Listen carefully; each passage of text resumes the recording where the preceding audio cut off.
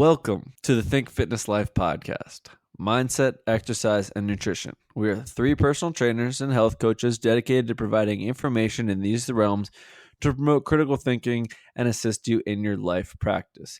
In reality, we're just three nerds who really enjoy talking about this stuff on a weekly basis. But that's besides the point. My name is Matt Gluckman, and as always with me are my co-hosts Eric Menchie and Mike Urso. We enjoy bringing contrasting perspectives and viewpoints on similar topics. We look at the psychology, the science, and the behavior and how it can help shape your fitness lifestyle. So take a listen as we peel back the onion, fall down the rabbit hole, and we hope we can help guide people along their fitness journey as they continue to strengthen their body, mind, and spirit. Check us out on Facebook if you want to follow us more regularly. It's just Think Fitness Life, all separate words. And this week we are going to be talking about different assessments, when to assess, how to assess, what you learn from the assessment, and how to change your program accordingly. So I'm really excited because I'm with two brilliant minds who are really good at assessing. Oh, but before we get into that, I'm sure we have some news. You guys take probiotic supplements or eat foods that have probiotics in them? Sometimes, yes. I mean, I eat foods with probiotics in them, but not just because they have probiotics in them. Okay, fair. I mean, probiotic supplements are all the rage lately. As we find out more and more about the gut microbiome and the health of healthy gut cells, and the fact that we have more brain cells in our gut than we actually do in our brain, it becomes more and more fascinating to keep our gut healthy. They talk about healing autoimmune diseases with the healthy gut, and being able to prevent a lot of sickness and poor health from having proper balancing of the gut microbiome. And well, this study came out recently and talks a lot about essentially that they're not as universally beneficial as we once thought. And so it wasn't a big study. They only, I think, measured about 21 people, but it was the first study of its kind because they didn't just do colonoscopies to check the health of the microbiome from the colon, but also an endoscope, which looks all the way, on endoscope all the way into the GI tract. So it's the first of its kind to test both within the GI tract and in the colon. And so essentially it was a 3-week study, and what they found out that people were kind of categorized as either persisters or resistors. So in other words, they had 3 different groups. One was a control group where they did nothing. They had basically these people for I think 3 weeks go on like a regimen of antibiotics, as we know will destroy your gut microbiome and good bacterias.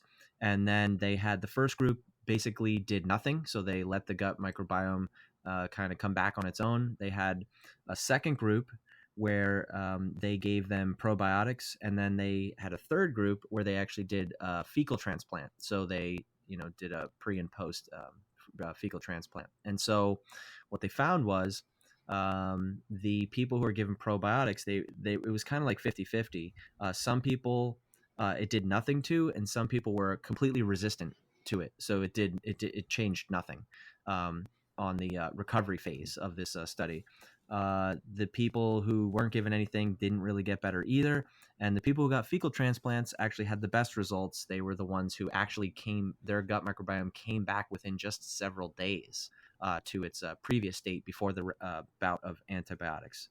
So really interesting study. I mean, it's the first of its kind where they're actually looking in the GI tract. So obviously there'll be more that need to be done, but really interesting because I mean the probiotic supplement industry is I think 2014 Americans spent 1.4 billion on probiotic supplements in 2014. So that's 4 years ago. It's obviously a lot more in the news now, so I would imagine booming. that it's even, that number is even higher with how much people are spending. Obviously more work to be done with that study, but really interesting to see that there are many people who are very resistant to probiotic supplementation. Yeah, it's back to marketing and companies just taking advantage of buzzwords at the time that are going to be crucial and going to get people to buy the product. But in reality, you got a better shot at replenishing your gut bacteria by with fasting and appropriate nutrition. But what's cool though about that study is, I mean, it's crazy, but the fecal transplant surgery or operation, excuse me, was literally like a black lab underground type experiment. Like people were doing it illegally, quote unquote, because they had no other options and they were seeing results. But it was never covered or allowed under the Board of Medical Health It, um, unless you had C. difficile. So I don't know if the study talked about that or not, but do you remember if it said with the fecal transplant group if they had C. diff or not, or if they was just it just kind of a rant? It yeah. No, it didn't. They really just kind of glazed over that part of that group. They basically just said that the people in that group, as well as the one who weren't given probiotics, returned to normal. Like the microbiome returned to normal much more quickly, and the microbiome who with the fecal transplants, their baseline gut bacteria recovered within days. I thought it was interesting. And what they're saying is actually the probiotic ones who were supplemented with probiotics actually appeared to alter the expression of their genes in the GI tract, That's so and said cool. that it was a small time Yeah, frame, but if those changes were to persist, they can put those people at greater risk of yeah, developing it's so allergies and other fascinating. inflammation, It, which is really fascinating. It's which is kind of turning the tables on what you think probiotics are actually doing for you. Yeah. yeah, it's funny because I saw a headline for an article um, that said prebiotics could muck up your gut. I didn't even click on it because there's no point. Like it's just stupid. Because people are just overdoing it, right? You hear fear, run left, and then everyone runs too far left, and then everyone says fear, run right, and everyone runs too far right, and then you could keep going back and forth and get these people to run left and right all day long. Well, you Um, also got to think like what are the sources that these supplement companies are getting these prebiotics and probiotics from? that's a good point too. Like at the end of Yeah. the day, I love the research, and it kind of goes back to like if you want to improve your gut microbiome, like go back to normal foods, fermented foods, and the foods that will actually help feed the good bacteria. Don't just try to replace Yeah. with like this supplement that's coming from a factory, Yeah. and we don't know how well Right. And sanitized this supplement is. So if this supplement all of a sudden goes through this, say similar to like pasteurization and kills all the bacteria, well then you're basically putting in not the best bacteria and could be worse for your system. So I can see where that study goes the opposite and be like, hey, this could screw up your gut bad. You just don't know what's coming out of a factory. No, it's so true. Like one of the things I remember that reminds me of is biotin. Like everyone was taking biotin for, nails and hair and stuff, but people were having allergic reactions because the biotin was from like people who have a shellfish allergy were getting allergic reactions because they didn't realize that the biotin was coming from a shellfish. So that's a really good point. Like where are they getting these probiotics from? Like what is also being produced at this factory, and what's the process like? yeah, and I also would want to think like because even one of the authors of the study he mentioned this. He was quoted as saying, essentially that most people, in order for these like probiotic supplements to be more effective, people are going to need a more personalized approach. For each individual, not everybody's going to require the same dosing. Not everybody's going to require the same strains. There's really a highly individualized approach that needs to be made for these things to be effective. And when you dose something, supplement companies have to put the recommended dosage.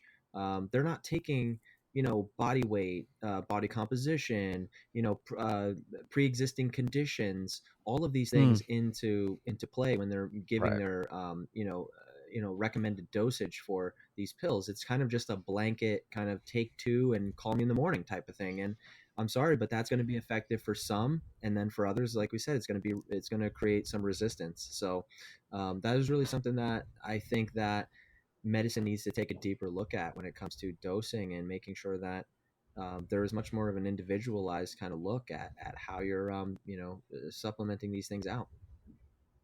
In the study, did they say what kind of dose they were giving people? I didn't read the study itself. I read the article that broke down the study. So I would have to look a little deeper into that. I'll see if I can find it though. Yeah. Like, have you guys heard that? Well, whatever, I've read some stuff on the probiotics, and it's like it'll contain 1 billion or whatever, so many things. Yeah, I've read but it's books and about stuff variety. that isn't even like a low enough dose to do anything. Like some people might need like billions and billions and maybe trillions of this stuff. So it's interesting. Like you see these containers and supplements with these like doses, but you're taking it thinking you're getting a benefit, but like this might not even be nearly enough that you need to supply your whole microbiome.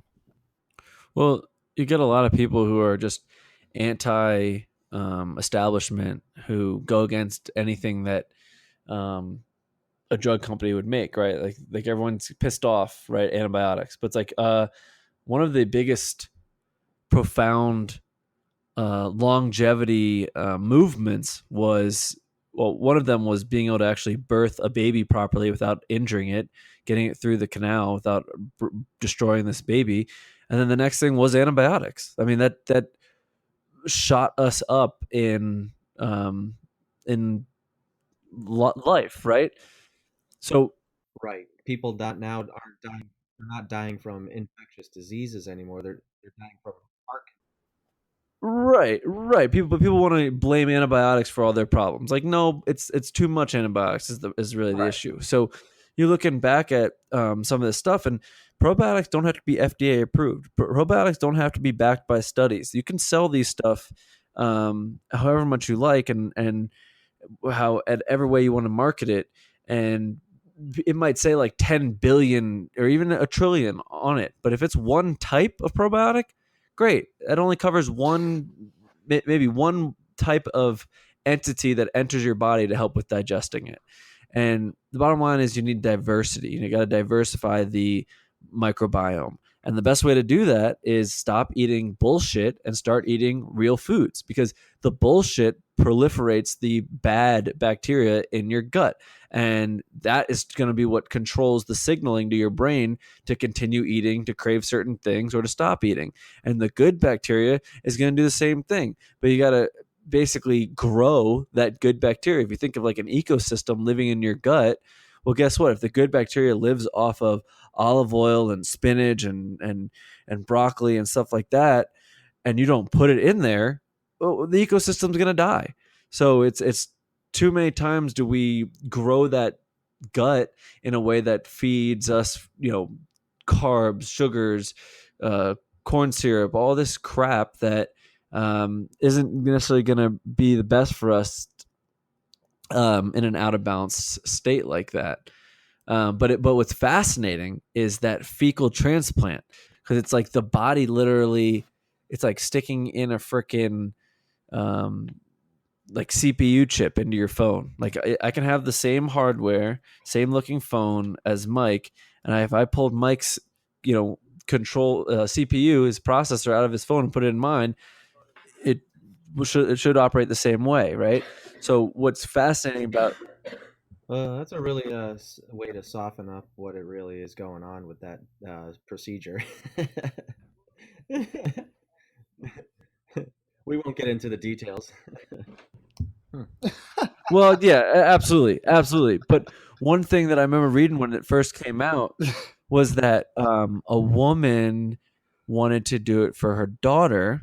Her daughter was experiencing C. diff. The mother was obese, and we know from other studies that obesity, your biome bacteria is actually different. And this child developed obesity. I thought it was fascinating to look at it on that end too, because it's literally like it's like mimicking the gut bacteria, gut behavior. Yeah. Your gut will adapt to it. It's insane. But they're big. They're up on the rise now. These transplants, because people are trying to change their state of being, and I'm all for it. But like with that change, like you can take someone's with a good microbiome, fecal matter, but you also have to put in the work on the other end to make sure you keep that, because that can go bad real fast. Yes, yes, 100%. It's like getting the bariatric surgery and getting your stomach, kind of shrunk. It's like, well, if you don't change your habits and still what you're putting in your mouth, eventually that's not going to work so well for you. It's still going to, form holes in your digestive lining. So you really, yeah, there has to be some sort of behavior modification. I mean, we preach it every week, it seems like, in some way, shape, or form. It all comes back to changing your habits, and the choices that you make. So, yeah, I mean, big picture, when we look at like destroying gut bacteria, and Matt, you kind of hit on it. Like the medical, we modern medicine has this Yeah. wonder called antibiotics, which prevents us from, dying of an early age of some sort of infectious disease and being able to heal ourselves. But unfortunately, it's become the long-term solution for disease that comes, and this disease that's being formed from, poor nutrition habits, which, we're now trying to treat acute issues with, It all comes back. chronic issues with acute Yes. medicine, and that's just a recipe for disaster over time. So yeah, it really comes back to, making the proper nutrition choices, as you said, Matt, and diversifying things so that just your body's operating in a better state, and you're not having to have all these, there's so many issues with depression and other things that are linked to poor gut bacteria, like, just the behaviors, and different types of ADD and things like that. It's all comes back and is linked to that. So we really have to pay attention to that, especially with kids and starting that off young. Oh, absolutely. Yeah. I love in this space, I love Dr. Gundry and the plant paradox. Um, it's definitely something that everyone should check out if they're having autoimmune dysfunction or digestive issues in general. But one thing I look at this study is saying, okay, well, for people who have really sensitive autoimmune diseases, really sensitive digestions, but then they get a Right. sickness or an infection or a cut or a wound, and they need to take antibiotics. Well, now we can regrow, because I think they say, and this might be conjecture, this might not be actually scientifically proven, but they, generally speaking, they say it takes about 2 years to replenish your good gut bacteria after you've been knocked down with antibiotics.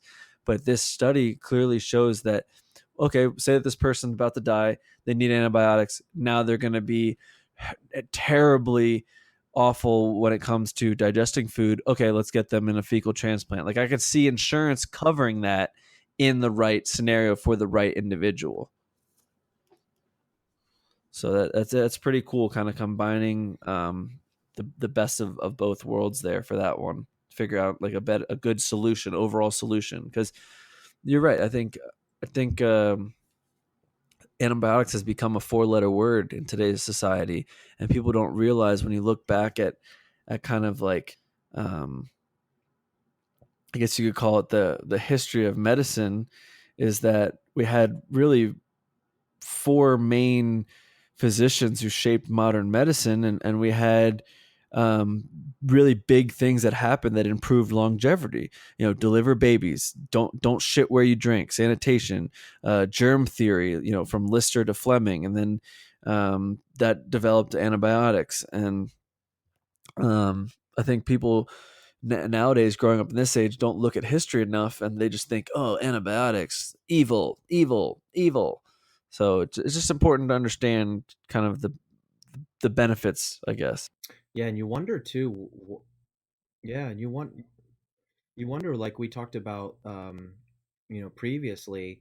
I believe it was last week or the week before, about the proprioception and the feet, with that Ben Greenfield statement. And you wonder sometimes, like, does gut bacteria um, play a part in our ability to, movement proprioception, and how our body um, you know performs from a, movement standpoint or a performance standpoint. You would absolutely 100% think that it does, right? And then kind of going into what we're going to talk about today, there absolutely has to be some connection there. Yeah, yeah, I totally agree. I think I think it was Hippocrates who said if you want to fix a disease or an ailment, look at the gut. And that was, I don't even know, 14. I don't even know how long ago that was. I'm not gonna pretend like I know. But let's it was like it was like a minute ago. I actually said it. I'm taking credit for that. 399 BC. But yeah, I think Correct, that's a yeah. great kind of segue into today and into physical assessments, movement assessments, and kind of the pioneer in this space, at least for me, was Gray Cook and Yeah, what do you want to movement know? and I using mean, I could go anywhere with this, the honestly. developed functional movement screening as a way to take somebody who you've never met before, take someone who may give you, 10, 15 minutes of not enough information that you would need to really dive into their movement behavior, right? Because you ask questions and you get one word responses, like, why are you asking that question? And you're like, it's all going to make sense later, I promise. But yeah, using these, it was seven movement screens, 7 tests to kind of see and break down where movement is not being done properly, where the body may be compensating. So let's dive into this a little bit more. Who wants to start? Where do you start with this? Yeah, well, I guess I'd start with most people are sitting all day. Most people are um, carrying a bag on one side, or they're sitting in their chair to one side, or they're driving with their foot up and they're leaning to their hip. And how does that show itself in the human body in some of these tests? Maybe you guys could walk us through one of them. Well, I think everything starts with like a standard, right? There should be, while we're all different anthropologically, like, and everybody's body is somewhat different, there's also like kind of like a baseline that we all should have. And I think Gray Cook and Mike Boyle, came up with some really great theories that support movement, which would be the joint by joint theory, the core pendulum theory, and then also, looking at developmental kinesiology, right? How we basically um, evolve from a movement standpoint from birth, age zero to whenever, I think it's the age of 3, when we're fully capable of running, jumping, crawling, climbing, and so on. And so, So I'm going to stop you right there. Can you just give me a brief definition of joint by joint theory? yeah, go ahead. Yeah, yeah. So joint by joint theory, coined by Mike Boyle and Gray Cook, and it is essentially the theory that states that the body is an alternating series of joints, both mobile and stable, that are stacked on top of each other. So just a quick example: the body let's go from the ground all the way to the head. We have the foot, which is a stable segment. We have the ankle, which is a mobile segment. We have the knee, stable. Hip, mobile, lumbar core area, stable, thoracic spine, mobile, scapula, stable. Then we could continue to go up the glenohumeral joint or the shoulder, mobile. You can go all the way out to the arm if you want, elbow, stable, wrist, mobile, hand, stable. And so, as you can see, throughout the body, you have a mobile and stable alternating series. There's no two mobile segments next to each other. There's no two stable segments. So that means each segment of the body has a job. The hips, the shoulders, the thoracic spine, their job is to maintain mobility. The low back or core, the knee, the elbow, the foot, the hand, their job is to maintain stability. If either of those are lost, either mobile joint becomes too stable or a stable joint becomes too mobile, then we're going to have dysfunction in the body. Over time, that type of patterning that is creating that dysfunction, could potentially cause pain, altered movement, so on and so forth, and a whole chain of events can happen from there. Does that make sense to everybody? Yeah, absolutely. I think that was really well stated. So the next one, if you don't mind, or if Eric, you want to define this one, pendulum theory for everybody. Yeah, I'll hit it. So core pendulum essentially states that if you look at a pendulum, right? You guys you ever go into Spencer Gifts back in the day, and they have like those 4 or 5 silver balls that are hanging off that thing, and then when you pull one up and then you let it go and it hits the stack of silver balls, and then the one on the other end, kind of flies up and back and forth, and it's this like this pendulum, or like a hypnotist. You picture like someone holding some sort of medallion hanging on a chain, and it's swinging back and forth, right? Well, when that pendulum is resting and it's not moving, there's no momentum. It's at perfectly like vertical. When we It's called Newton's cradle, by the way. That's what you're talking about. Newton's cradle. Well, there you go. So, what's happening with the core pendulum theory is basically saying that that resting place is a neutral position. Take that pendulum and we move it out to the side and we let it go. It's going to swing back and forth. It's going to swing back and forth at the same distance between that neutral position. So, what happens is wherever the full range of motion we have, if we consider that pendulum as like our arm moving, like a shoulder joint moving up and down, um, essentially the most stable position for that joint is going to be in the centered point. So let's take our scapula for example. If you were in a push-up position, okay, and this is a great coaching cue that I give to people to find the proper scapular position. If you were to retract your scapula, meaning squeeze your shoulder blades as close to each other as you can, and then protract, press your shoulder blades as far away from each other, it would be halfway between those 2 points, which would be the most stable position for your scapula to be. Right now, let's take, for example, this core pendulum theory and say, let's say somebody has been in a seated posture for 8 hours a day at their desk job, right? This is our typical person, desk jockey, as we like to call them. And they've now go into this like forward rolled, excessively protracted position, right? Because now, they're all kind of curled over. Well, what happens is they lose that ability to retract their scapula. Now their neutral point or their stable scapular point is no longer going to be essentially in a optimal position for them to perform a push-up or any other type of pressing or pulling motion, because now they've lost optimal scapular position because they don't have the ability to retract to the proper position they had before, which means their new neutral position is actually partially protracted. Does that make sense? So with that, yeah. So with that, the core pendulum series basically says like we can't have stability in a joint unless we can express a full range of motion through that joint. And so until when this is where we've talked about in the past, where mobility is more important than stability for this reason, it's because if we don't have the ability to properly express that full range of motion in a joint, well, then what we've got is a loss of optimal joint position or joint centration, as Charlie Weingroff would call it. And so that's going to be a high level of stress on our central nervous system, and it's not going to be as efficient movement quality wise for us, which means that something's going to have to pick up the slack, and then our body's not going to optimally perform, potentially resulting in some sort of altered movement or pain. So combining these two theories to develop a test for how people should move in space and how to assess healthy movement patterns,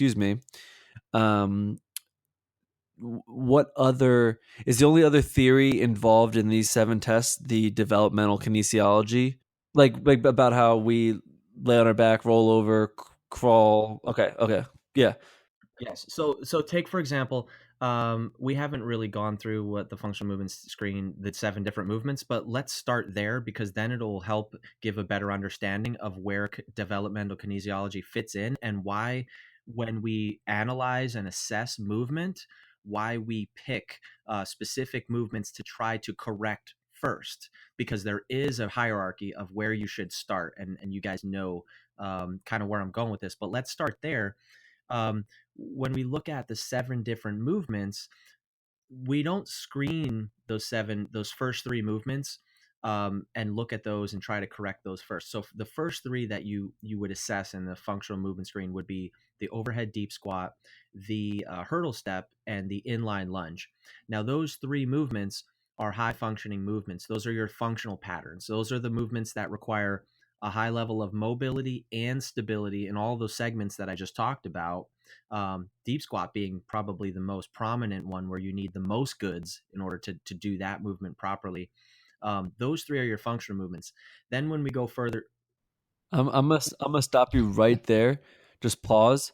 Eric, go ahead and walk me through as if I were a client and give me verbal cues on how to do those functional ones, the deep squat and the inline lunge and the hurdle step. The deep squat, I have people line up against the board. So if people don't know, there's what's it, a 2x4 or something. Yeah, just Or heels against a wall or a book or whatever he needs to kind of give someone a reference. And I also tell them to, line up the dowel overhead or reach arms overhead. It doesn't have to be a dowel; it can be PVC, and then just squat down as low as they can go. And I've kind of gone back and forth with this, like to cue, not to cue. I just don't cue people, and I just want to see what they do and see how they figure out my directions. I don't know if you guys do something different, but I tell people just squat 3 times, and I see how they move.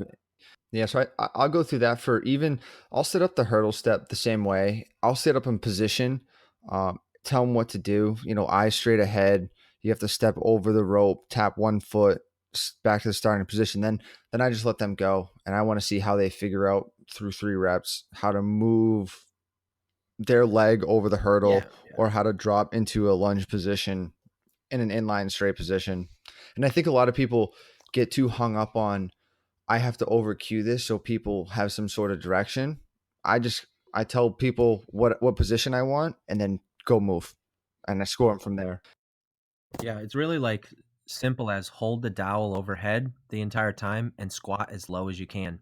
And I don't even tell them I'm looking for their, their hips to drop below their knees, or, I want their knees to track over their toes, or the dowel needs to, maintain the position over the midfoot, which is really what we're looking for. We don't tell them any of that. I agree, and I think Gray Cook will even say you don't want to over cue. You want to let them kind of do their natural movement first, so you can kind of observe them before and then work on with them later. Exactly.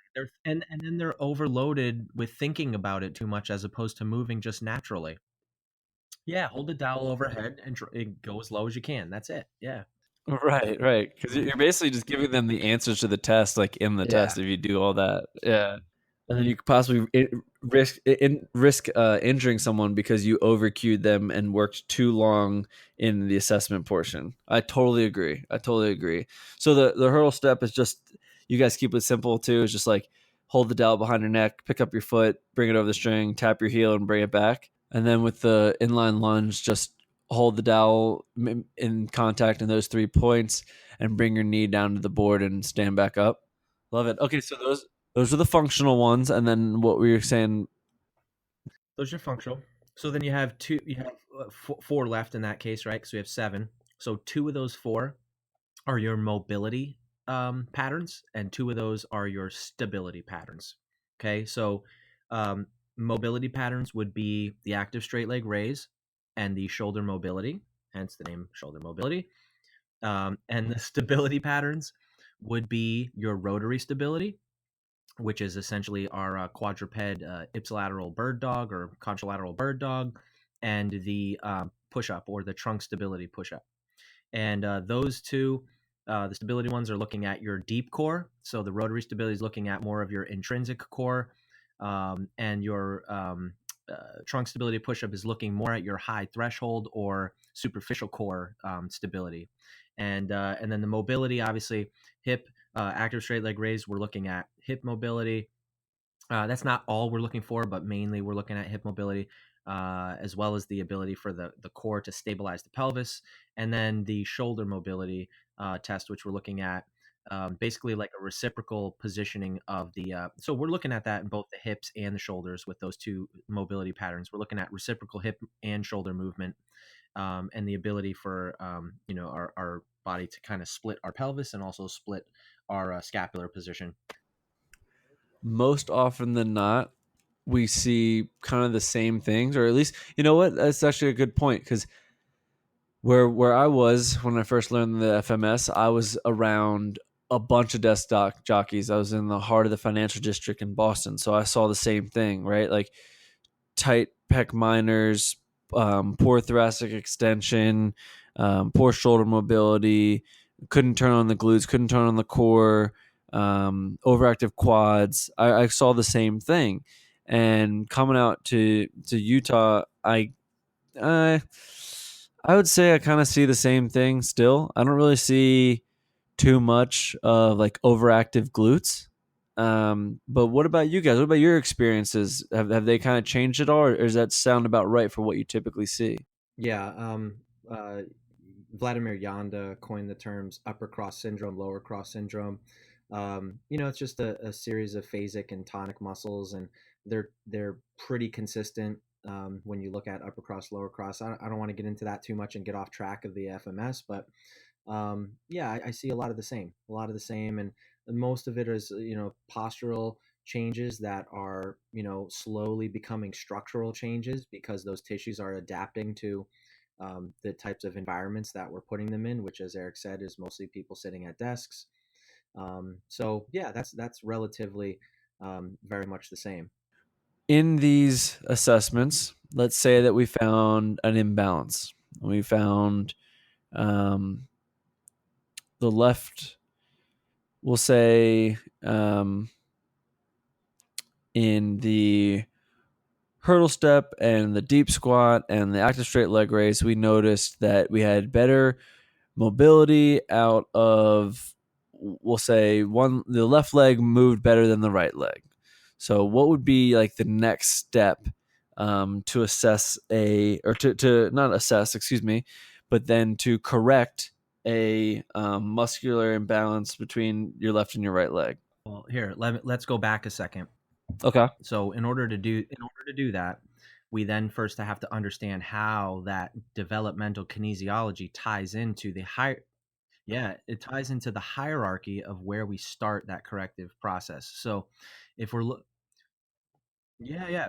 So where do we start is essentially what you're asking. What do we fix first? Well, we have essentially, like I said, another theory besides joint by joint and core pendulum that we can kind of rest our laurels on, which is the neurodevelopmental kinesiology.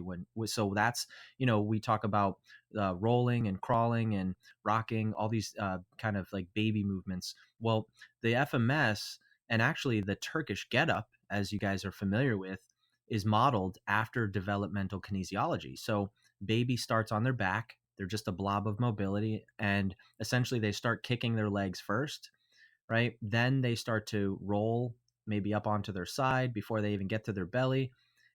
Then they roll up onto their belly. Then they push themselves up into more of like a quadruped or a rocking position. Then they start to crawl. Then they start to kneel. Then they start to potentially pull them up to standing and then finally walk. And so if we look at the way some of these FMS positions are, we have a corrective order that we want to follow and make sure that we clear one of those assessment screens before we move on to the next one. And so that first screen would be the active straight leg raise or the hip mobility test. And that's simply because it models the neurodevelopmental position of a baby. They kick their legs first. We need to have proper hip mobility first and foremost, right? And the ability to stabilize our core and our pelvis, right? Because we talk about proximal stability, and we have to have a proximal stable position before we can start to mobilize distally through our body and have an anchored core and pelvis in order for us to properly transmit force through the arms and legs. And so when we look at active straight leg raise, that's the first movement we look at. Then we look at the shoulder mobility, because something I said earlier was we need to clear mobility first. Mobility is more important than stability in this case because you need to have the goods in order to even allow stability to happen to a joint. You have to have access to that range of motion first, given the core pendulum theory. So we've got the hips, then we've got the shoulders, then we need to go to rotary stability, right? This is the baby then rolling over onto their side. Then we go to trunk stability push up, which is the baby pushing themselves up or up back into a rocking position or lifting their head and kind of semi push up position. From there, we're just reverse order of those last three functional patterns. So it's inline lunge to then hurdle step to deep squat. So in order, in other words, we need to fix the active straight leg raise first before we move on to any other of those movements, before we move to shoulders, before we move to rotary, before we move to trunk stability, and so on and so forth. So that's the order I want to follow when I'm looking at my corrective process. So Matt, you were right when you said like, or if you get something in the top three, where do you assess next? I think it's always assessing the next like a pattern of movement, breaking it down and going like joint by joint and assessing what's going on, what you see before jumping into correctives. I think sometimes people are too quick to jump into certain correctives without looking at the parts that function as a whole, which Mike just described. So I think you were right on the money with your first thing before you corrected yourself. Yeah, yeah, yeah. No, I appreciate that. But so who came up with that developmental kinesiology portion? Was that Boyle as well? It's been around for a while. No, that's been. I mean, that's. I don't know who came up with it. It's been around for a while. I think the first people that started to talk about it were the Czechs, uh, which was like Yanda and Papa Kolar, yeah, some of those guys. I think they were the ones that really brought it. Correct. Yeah. Yeah. They're the ones who put more of the science behind it. Like we've all known that babies, well, they're hard. We're all hardwired that way. It doesn't matter if you're born in Germany, Japan, America. We all develop movement the same way as we grow.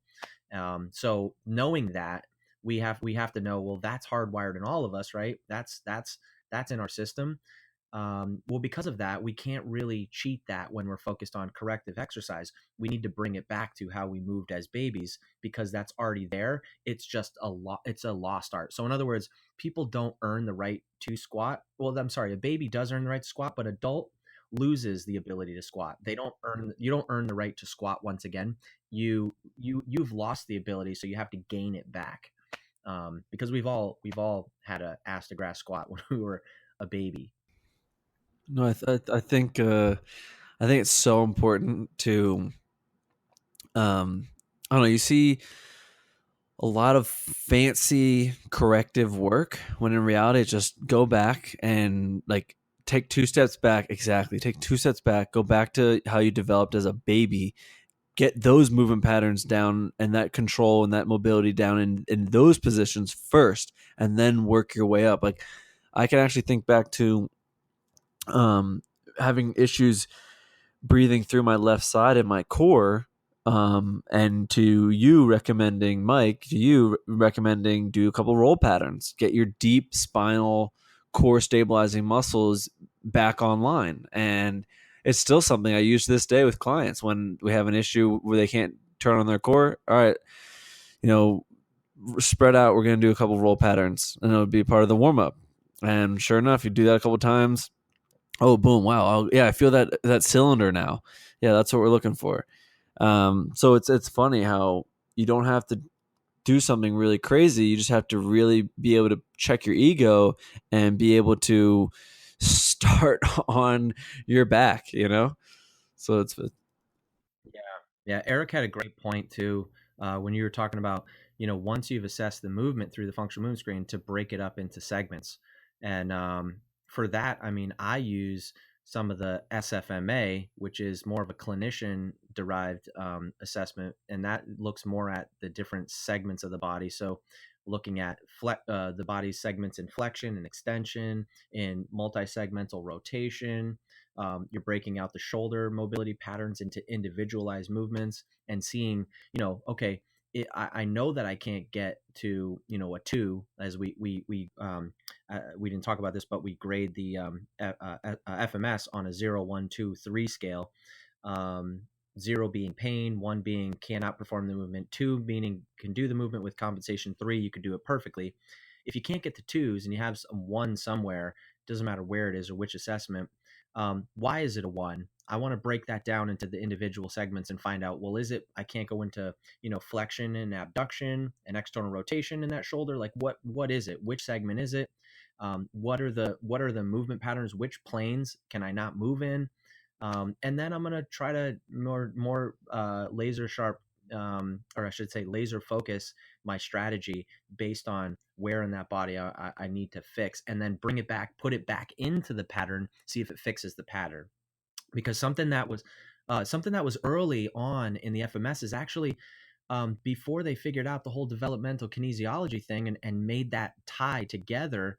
they were actually trying to fix the deep squat first. Everyone would try to fix the deep squat, then they would go to the hurdle step. Then, they would go just from the order they took the test, and it was entirely wrong. And then what they found out was we're not fixing the deep squat at all. Every time we try to do this, nothing's getting fixed. So what they found was we know that now you need proper mobility and stability to perform those functional assessments properly, the top three. Well, if we can fix the active straight leg raise and the shoulders, right, and then we know that we've done those first, they may actually make the squat better without even touching or trying to correct the squat. But the fact that we cleared mobility and shoulder mobility in the hips and shoulders, we now have made that movement pattern better by not even focusing on that movement pattern at all. And so when they made that realization, it was a game changer on how you can strategize your corrective exercise techniques. And I can tell you personally, and I don't know if you guys, Eric, or you have the same experience, but my ability to get a client further down the line to where I need them to be to do a proper movement or to load a movement is gone so much faster because of that process and because I follow that hierarchy. Oh yeah, I can. People used to always coach the squat. I don't know. I used to always try to adjust it. Now I can. I'll get some hamstrings, some other stuff, and now go squat, and people feel different. They start moving different. It's a complete whole world. My whole warm up corrective it's always changing, but it's always literally targeting the same muscles, same neural patterns to basically fix that one. And have you ever done the whole test and kind of help people out and then tell them to go squat again and they like feel different or seem different and they're like, well, why did that happen? It's great because then all of a sudden you're like, I just did something completely irrelevant to a squat pattern and just fixed your whole, I shouldn't say whole, fix some of your movement pattern to clear some up. We still got to work on some, but then it goes right down the chain on some of them. Well, I mean, I'm just trying to establish a distinction between the two. So it's like where the FMS might help assess movement quality and mobility stability. No. Still FMS. Okay. It could go for both, actually. It could go for either or. Well, let me give you a breakdown. So there's actually Gray Cook actually came up with what they call the pyramid of function, or performance pyramid. You probably heard it called. Um, it has different tiers, right? And every pyramid has a base or a foundation. Well, the foundation of the pyramid should be health, movement health first and foremost, like making sure people aren't in pain, because we know that if someone's in pain, it's going to alter their movement, and we're not going to get a proper assessment of their movement quality if they're in pain. So movement health comes first. That should be the base of your pyramid. You have to be healthy. You have to be healthy and pain free. After you're healthy, we then go to, and so I'm sorry, so that's your SFMA, right? Your health. So that SFMA is your assessment screening tool that looks at pain. It looks at parts of the body. Then we go to patterns, which is your movement competency. So once you've got good health in your body and your movement, now we want to look at your movement competency. What is your movement competency? And that is the FMS. That looks at 7 different movement patterns. Then after we have movement, a good movement competency and good health, then we can start to add performance to it. With performance, they have the fundamental capacity screen, which is looking at different things like movement, postural, explosive, and impact control. Okay, these are all kind of elements of a performance athlete, the attributes that a performance athlete should have. And then on top of the performance, at the very top of the pyramid, is our skill and our skill assessments. And so our skill assessment would say, like, take TPI, for example, which is looking at something specific for golfers, right? A specific skill, right? And so we have this functional pyramid. So we know, we start people as movement specialists on the FMS. If their FMS is good and we know they have the goods, then we could start to do some performance tests with them. But I'm not going to have somebody, for example, do an explosive box jump or a broad jump if they can't do a deep squat from an unloaded position in an assessment, right? So that has to come first. And I'm not even going to do a movement assessment deep squat on an FMS if that person has pain in their hip, because that's not going to make sense either. So it all comes down to health first, movement competency second, add the performance, then do the skill. And you kind of have to have, again, and this is why I love FMS.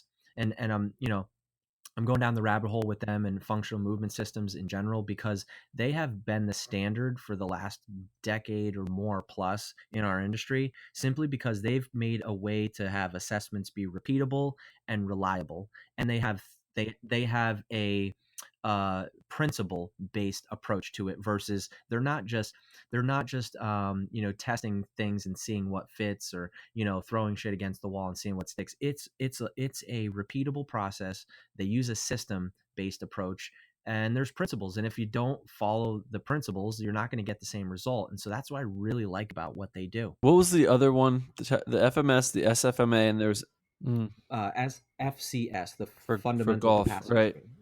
Yeah, I'm just writing all the show notes for people, and I'm going to include it in the show notes so that people can reference this later if they're driving or whatnot. And I'll put in a link to the functional pyramid because I think that's really important for people to visualize and understand when it comes to assessing their movement health and just their overall behavior.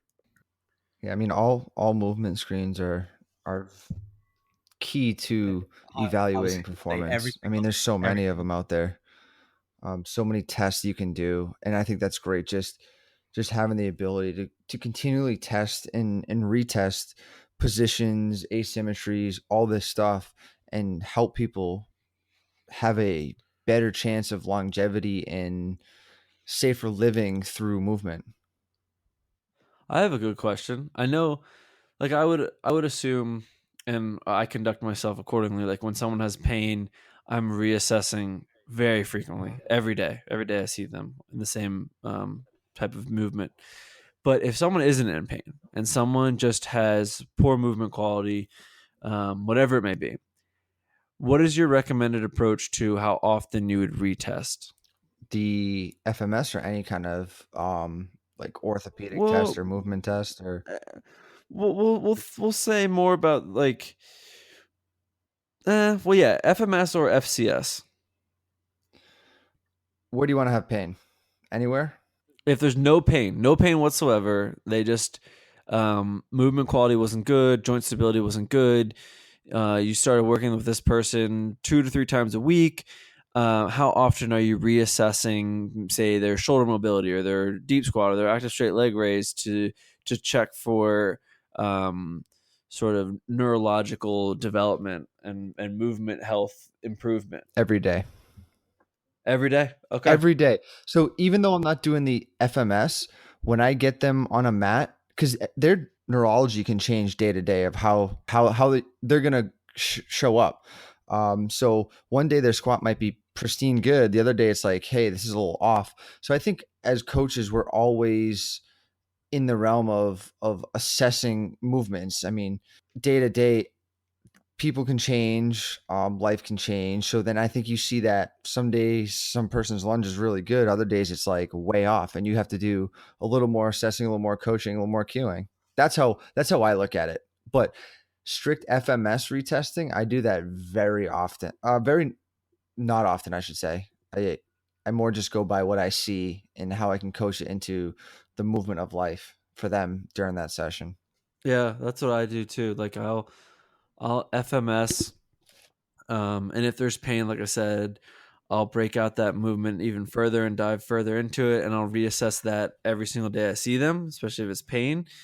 Um, but unless it's not like their goal directly, like I had somebody come to me that just said I want to get better mobility in my shoulders. Then that's sure we did that every single day they came to me.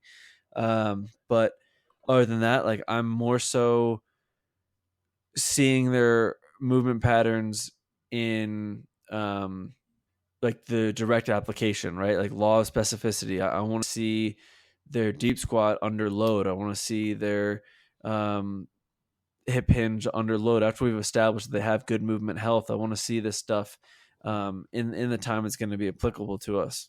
I don't think like variations. As soon as you load a squat pattern, that changes the whole dynamic of how that person's gonna perceive or feel, and it's ever changing. Now, whether that's dumbbell in front, double kettlebell, single kettlebell, barbell, front rack barbell, it's gonna change how they react to that movement. So I think movements are always ever changing, very slightly, how we load it differently. And as coaches, we need to be able to distinguish how a load is going to affect joints and how it's going to affect a system depending on where we put it or what hand we have it in or where we place it on a system. Yeah, that's a really good point because Mike and I were talking about it last time, the Jefferson curl, and like right off the bat, thinking about standing on a box and bending down, touching my toes, and holding on to weight, like, ooh, I can see so many people putting so much tension into their back. But at the same time, if it's a light enough load and if it's um, if they have good hip hinge pattern, then that load is gonna just help them contract their anterior chain that much more and to help shut off their posterior. And then Mike was kind of the first to explain to me how they're using load in ways to um, help facilitate a type of like PNF stretching. Or so that was pretty interesting. Um, And then the same for like with certain loads, like some people might have a great squat in the FMS, but as soon as you load them up, it goes to crap. I'm sure you guys have seen it, or I'm sure you've seen the opposite. Like someone has a crappy squat, and all of a sudden you put a weight or something in their hands that they focus on. All of a sudden they have pretty good movement. Then you got to think what did that do to change that person's perception of movement, or how, and that could maybe go back to when they were a kid. They used to hold a specific toy in their right hand and they could squat well, but when they took it away they lose balance. I think it goes back to our developmental and what we do at a young age that could possibly, now there's no research behind it, but I'm just thinking there's possibly good correlation that those kind of stick with people as they go through. And even though we lose like our squatting ability, that somehow that innate pattern is still like ingrained somewhere in the brain, that when they get a weight in whatever hand or whatever they're used to, it kind of corrects it a little bit. It might be a deep dive, but just a thought. no, I like it. I like it. I'm just chewing on it. Yeah. No, 100%. I see what you're saying. Yeah, I think I've seen it in a couple cases. Like, let's take for example, the client. You've all seen him. They've come into the gym. They've got their gym bag and their work bag thrown over their left shoulder. They got their cell phone in their right hand, texting, and their whole left side is all shrugged up, right, on one side because it's typical gravity and the weight of those bags are pulling down. The body is trying to protect that, and so it's shrugging upward, and so you have these overactive left traps, upper traps, from somebody just trying to hold weight over their shoulder while they're just walking to work or commuting to work. And you see these kind of lopsided type of dysfunctions going on in the body. This is why when we as movement practitioners take somebody in and take them through a movement assessment, this is why we may be asking people, hey, what is your work desk setup like? Where do you carry your bags? How do you sleep, on your side or your stomach? All of these things matter. And especially it goes back to, if we see somebody 2 to 3 times a week for personal training, for example, they've got at least 165 to 166 other hours on their own throughout the course of the week to screw up everything you're trying to undo. Yeah, to screw it all up.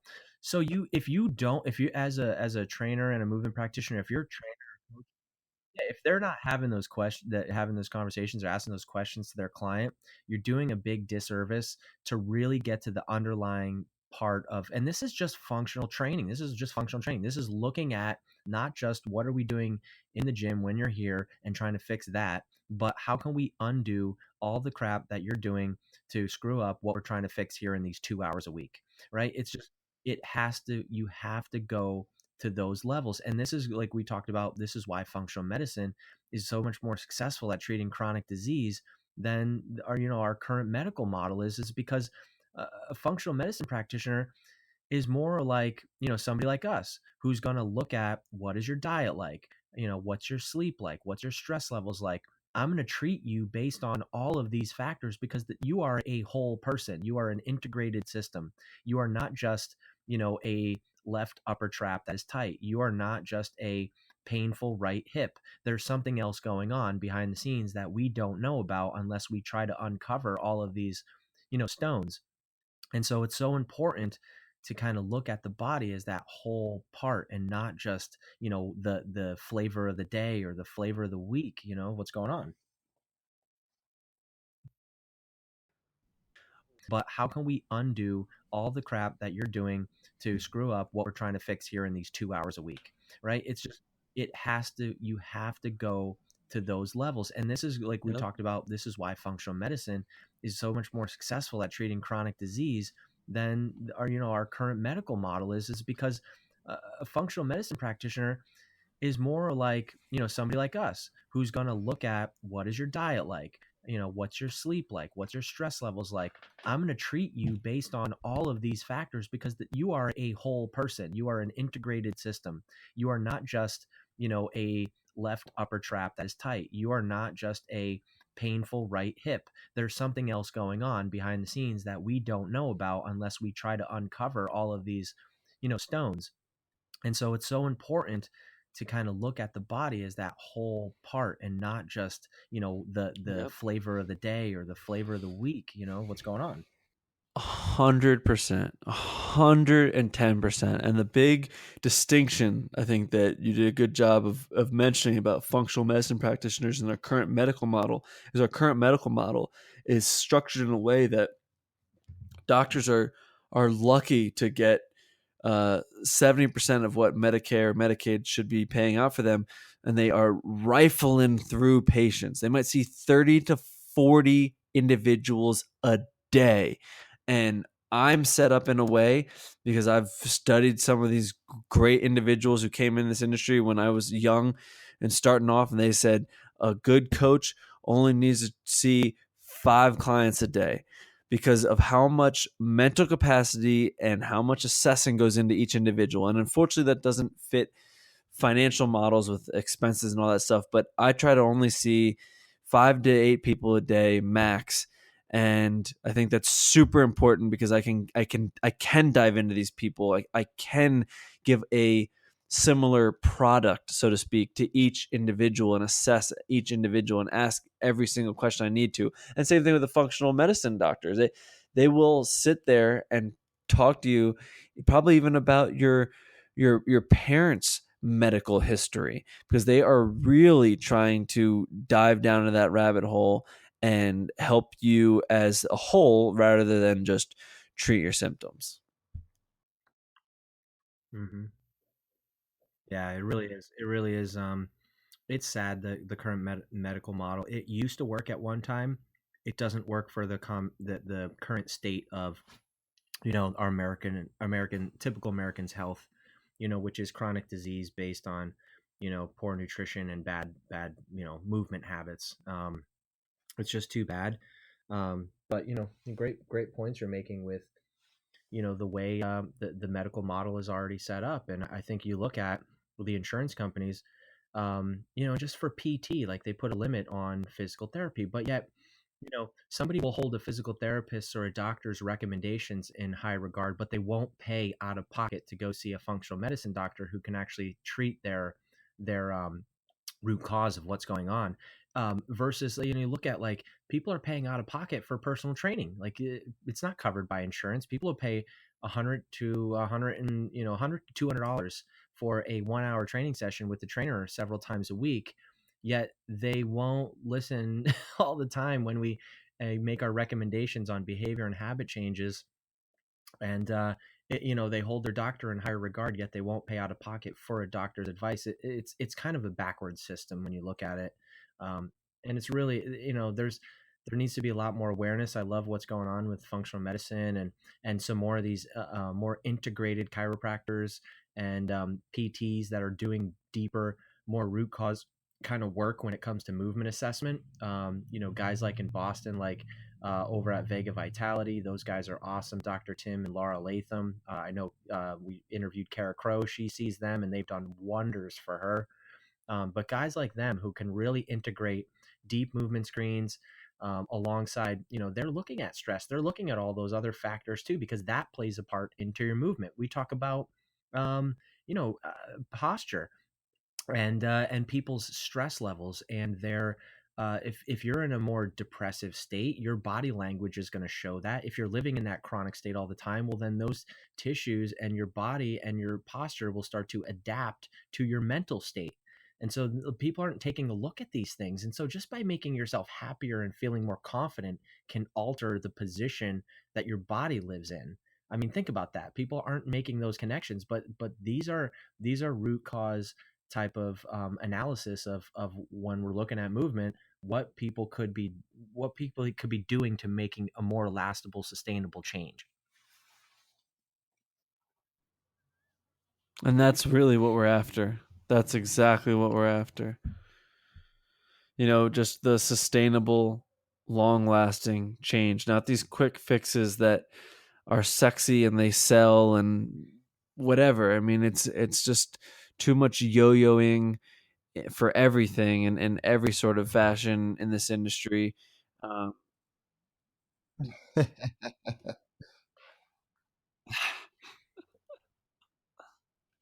Yeah.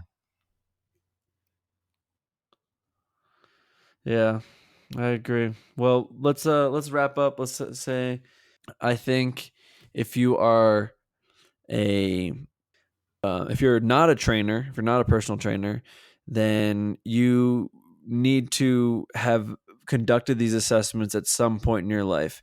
It's as simple as going to your local gym and asking the trainers there if you can sign up for an assessment. Usually, it's a complimentary service given to everybody who's a member. If not, it might be like $15-$20, and it's totally worth it. As long as you get And if they say I'll just watch you work out and then I'll figure out what to do, run the other way. Run. Yeah. yeah. Email us, we'll try to steer you into a better direction. But if you're a trainer, I would say understand these assessments, dive into them, maybe even get Gray Cook's book Movement. I have it sitting right next to me here. But then pull out, take your head out of the microscope and assess the person as a whole, that movement behavior as a whole, and remember these three really important theories: joint by joint theory, core pendulum theory, and developmental kinesiology. They will save your life when it comes to um, assessing your clients and leading them in direction of pain-free, healthy movement behavior. And I would say when you're looking to if let's say if you're a client or you're a person who's just interested in general fitness and wants to learn more about assessments, I would recommend starting at functionalmovement.com and just going onto the directory and looking for someone who's certified in FMS certification. um, a FMS practitioner is going to be somebody who has went out of their way to really understand the depths of all of these principles that we talk about. And to that point, make sure that your trainer, or if you are a trainer, make sure that you use a principle based approach. I think that there's a lot of different assessment modalities out there that you can use. And I'm not even saying FMS is the best one. It's the one that I use because it's the one that's been had done the most research, and is really, I've seen plenty of personal results from using it because it is a principle based approach. There is theories and a hierarchy of different principles that we want to follow.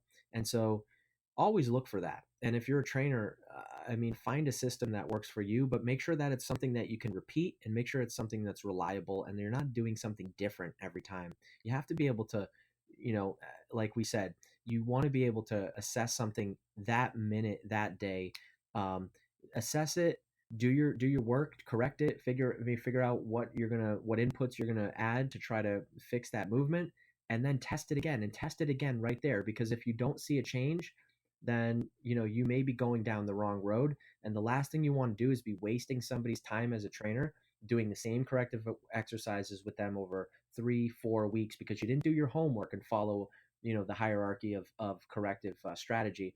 And then to the client side, just pay attention. If you're If you're doing something over and over again and you're not making any changes with it, especially when it comes to improving pain or improving mobility or improving, your balance and stability and coordination, if those things aren't improving, you really want to take a deeper look at, what's the form that I'm using to assess this, and maybe I should outsource that to somebody who knows what they're talking about.